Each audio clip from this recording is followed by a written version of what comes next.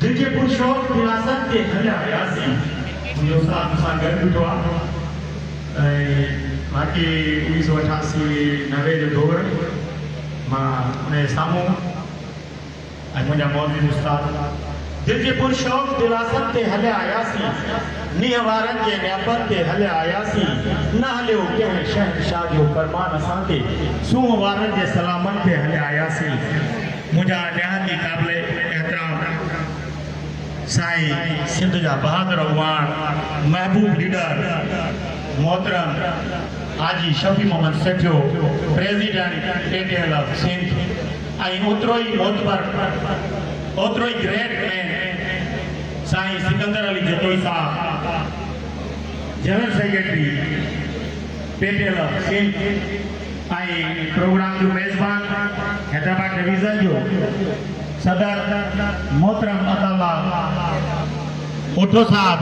आई stage ते वेठल सभी मेहमान आई पिंडाल में सिंध जा बहादुर उस्ताद अस्सलाम वालेकुम साईं अज मां सब खां पहिरियां त प्रोग्राम जी तारीफ़ कंदुमि यकीन कयो त ज़िंदगी में प्रोग्राम घणा ॾिठा वॾी लेवल जा प्रोग्राम ॾिठा मिनिस्टरनि जा प्रोग्राम ॾिठा पर मां सम्झां थो मुंहिंजी ज़िंदगी जो ही वाहिद प्रोग्राम आहे जेको मां सम्झां थो त हिकु बहितरीन programme best programme lifetime great programme मां ॾिसी रहियो आहियां जंहिंमें हर उहिदेदार खे उहो ई गिफ्ट लुंगी ऐं जेके असांजा सिंध जा दोस्त आया सॼी सिंध जा असांजी घोटकी खां वठी पनो आगल खां वठी सिंध कराची ताईं तक़रीबन उहिदेदार ऐं उस्ताद ते मौजूदु आहिनि 500 जो पिंडाल तव्हांखे ॾिसो नज़र अचे पियो थो सभिनी जे लाइ लुंगी जा तोहफ़ा वाकई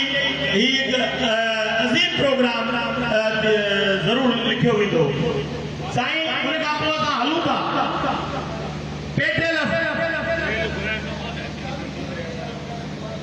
जी साहब का